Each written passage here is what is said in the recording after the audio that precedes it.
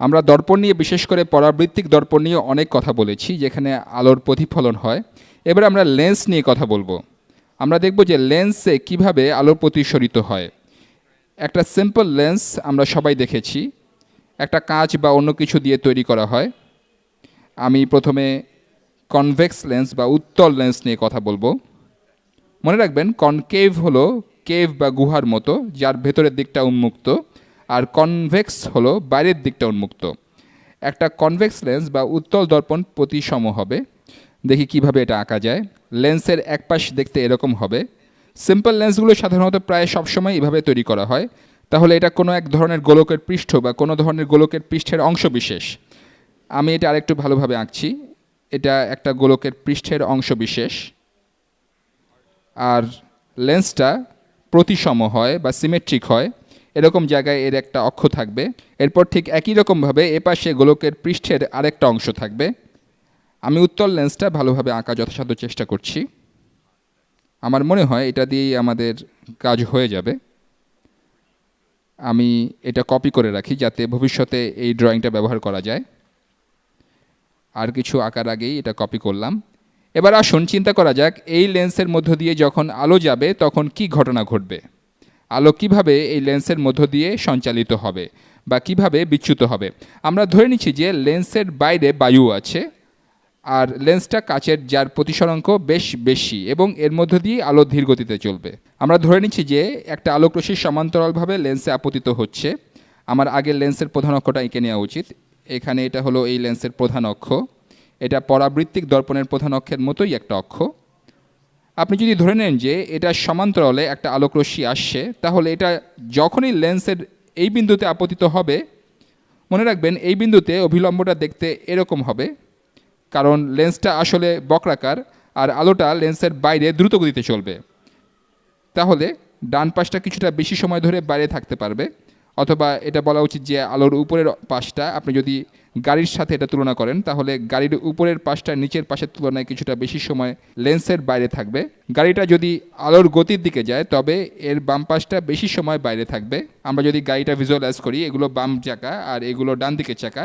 বাম দিকের চাকাটা কিছুটা বেশি সময় বাইরে থাকতে পারবে আর কিছুটা বেশি সময় জোরে চলবে। তাহলে এটা হলো অভিলম্ব। তাহলে আলোটা নিচের দিকে প্রতিসরিত হবে অনেকটা এরকমভাবে, আর আলোটা যখন এই তলে আসবে, এরপর এটা হালকা মাধ্যমে বা দ্রুত গতির মাধ্যমে যাবে। আলোটা আবার বায়ুতে যাবে। আমি এই তলে এই বিন্দুতে একটা অভিলম্ব আঁকছি। এবার আপনি কল্পনা করতে পারেন আলোকরশ্মিটার ডান পাশটা, না আসলে আলোকরশ্মিটার বাম পাশটা প্রথমে বায়ুতে চলে আসবে। বাম পাশটা প্রথমে বায়ুতে চলে আসবে। এখন যেহেতু আলোর বাম পাশটা বা গাড়িটার বাম পাশটা প্রথমে হালকা মাধ্যমে আসবে, তাই এরা আগে দ্রুত গতিতে চলতে শুরু করবে। তাই আলোটা আরও বেশি নিচের দিকে বেঁকে যাবে, আরও বেশি বেঁকে যাবে।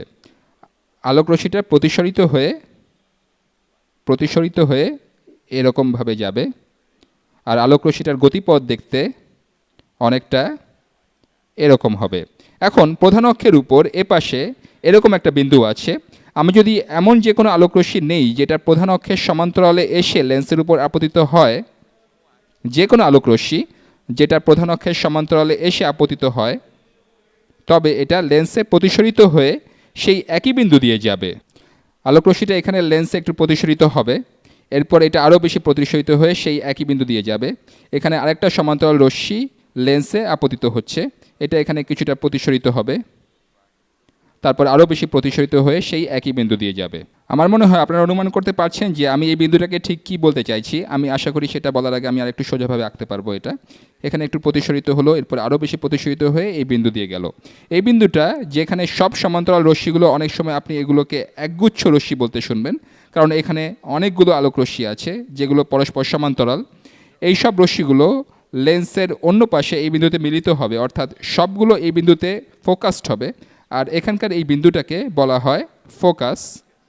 এটা এই লেন্সের ফোকাস, অথবা আপনি লেন্স হতে এই ফোকাস পর্যন্ত দূরত্বকে বলতে পারেন ফোকাস দূরত্ব, ফোকাল লেন্থ। এখন এই লেন্সটা সম্পূর্ণভাবে প্রতিসম। আপনি বাম পাশ থেকে এর উপর সমান্তরাল আলো ফেললে সেগুলো ডান দিকে ফোকাসড হবে, আর যদি সমান্তরাল রশ্মিগুচ্ছ ডান দিক থেকে লেন্সে আপতিত হয়, যদি ডান দিক থেকে লেন্সে আপতিত হয় তবে একই জিনিস ঘটবে, প্রতিসরিত রশ্মি এবার বাম দিকে যাবে, আলোক রশ্মিটা এখানে এভাবে যাবে, এরপর আরেকটু প্রতিসরিত হয়ে এই বিন্দু দিয়ে যাবে, এটা এখানকার এই বিন্দু দিয়ে যাবে। তাহলে আপনি লেন্সের জন্য দুইটা ফোকাস পাচ্ছেন, লেন্সের উপর দুইটা বিন্দু আছে। যদি সমান্তরাল আলোক রশ্মি ডান দিক থেকে আসে তবে প্রতিসরিত রশ্মি বাম দিকের ফোকাস দিয়ে যাবে, আর সমান্তরাল রশ্মি বাম দিক থেকে লেন্সে আপতিত হলে প্রতিসরিত রশ্মি ডান দিকের ফোকাস দিয়ে যাবে। তাহলে এটা দুই দিক থেকেই একই রকম হবে। আমি তাহলে এখানে বরং আরেকটা লেন্স আঁকি। এই ধরনের লেন্স নিয়ে কাজ করার সময় আমরা একটা জিনিস অনুমান করে নিই। এরকম পাতলা লেন্সের ক্ষেত্রে আমরা একটা অনুমান করি যেটাকে বলা হয় থিন লেন্স অ্যাজাম্পশন। আলো লেন্সের ভেতর কত দূরত্ব অতিক্রম করবে সেটা নির্ভর করে আলো লেন্সের মধ্যে কোন জায়গা দিয়ে যাচ্ছে তার উপর। উদাহরণস্বরূপ এখানে অতিক্রান্ত দূরত্ব কম হবে এখানকার তুলনায়।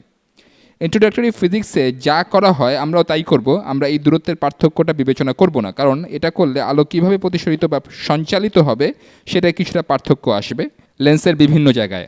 আমরা লেন্সের ভেতরের দূরত্বের পার্থক্য নিয়ে চিন্তা করব না, এটাই থিন লেন্স অ্যাজাম্পশন।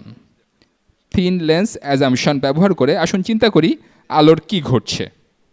পরের উদাহরণগুলোতে আমি এইরকম দুই ধাপে চিন্তা করব না, আমি শুধু সাধারণভাবে একবারই বলবো যে আলো এদিকে প্রতিসরিত হচ্ছে যখন লেন্স থেকে এটা বের হচ্ছে। আমি একটা সিম্পল লেন্স আঁকছি। একটা সিম্পল লেন্স সুষমভাবে প্রতিসম হবে, এর দুইটা ফোকাস থাকবে, একটা এইদিকে, এটা একটা ফোকাস, আর এদিকে ঠিক একই দূরত্বে আরেকটা ফোকাল পয়েন্ট। যেহেতু লেন্সটা প্রতিসম, এবার চিন্তা করা যাক এই লেন্সে বিভিন্ন বস্তুর প্রতিবিম্ব কেমন হবে। আমি এখানে এই লেন্সটার প্রধান অক্ষটা আঁকছি, দুটো ফোকাসই প্রধান অক্ষের উপরে থাকবে।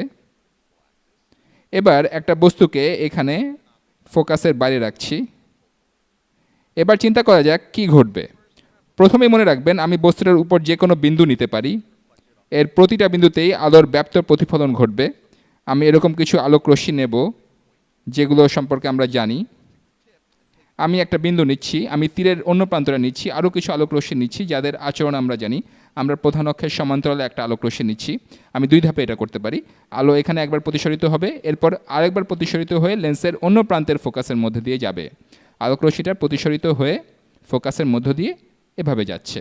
এরপর আমি তীরের অন্য প্রান্ত হতে আরেকটা আলোক রশ্মি নিচ্ছি, এটা এই পাশের ফোকাসের মধ্য দিয়ে যাচ্ছে, এটা এই পাশের ফোকাসের মধ্য দিয়ে আপতিত হলো, এটা লেন্সে এভাবে প্রতিসরিত হবে, এরপর আবার প্রতিসরিত হয়ে লেন্সের অন্য পাশে প্রধান অক্ষের সমান্তরালভাবে যাবে। আশা করি বিষয়টা বুঝতে পারছেন, কারণ এখানে আমরা একই ধরনের বিষয় নিয়ে কাজ করছি। একটা আলোক রশ্মি ডান দিক হতে সমান্তরালভাবে আসলে এপাশে ফোকাস দিয়ে যাবে, আর এপাশ থেকে আলো ফোকাসের মধ্যে দিয়ে গেলে এপাশে সমান্তরালভাবে যাবে। তাহলে যে আলোই এখান থেকে রেডিয়ালি আউটওয়ার্ডভাবে লেন্সের উপর পড়ুক না কেন, লেন্সে প্রতিসরিত হয়ে সেগুলো লেন্সের এপাশে এই বিন্দুতে মিলিত হবে। এই বিন্দু হতে আলো সোজা লেন্সের মধ্য দিয়ে গেলে এটা এখানে আসবে। এই রশ্মিটা মোটেও প্রতিসরিত হবে না, এটা লেন্সের মধ্য দিয়ে সোজা চলে যাবে। তাহলে লেন্সের অন্যদিকে যে প্রতিবিম্বটা গঠিত হবে সেটা দেখতে এরকম হবে। তাহলে এই উদাহরণে গঠিত প্রতিবিম্বটা হবে একটা বাস্তব এবং উল্টানো প্রতিবিম্ব। উল্টানো, ইনভার্টেড, বাস্তব বা রিয়েল ইমেজ। আবার বলছি এটা বাস্তব প্রতিবিম্ব, কারণ আলো আসলেই এই বিন্দুতে মিলিত হচ্ছে। আপনি এখানে একটা পর্দা রেখে পর্দার উপর প্রতিবিম্বটা ফেলতে পারবেন। পরবর্তী ভিডিওতে আমরা এরকম আলোক রশ্মি এঁকে বের করব যে বস্তুর বিভিন্ন অবস্থানের জন্য প্রতিবিম্ব কেমন হবে। বস্তুটা ফোকাসে থাকলে বা ফোকাসের বাইরে থাকলে বা ফোকাসের দ্বিগুণ দূরত্বে থাকলে বা ফোকাসের ভেতরে থাকলে প্রতিবিম্ব কেমন হবে তা দেখব। এটা বের করার সবচেয়ে ভালো উপায় হলো এই আলোক রশ্মিগুলো এঁকে নিয়ে দেখা যে এগুলো কিভাবে প্রতিসরিত হচ্ছে।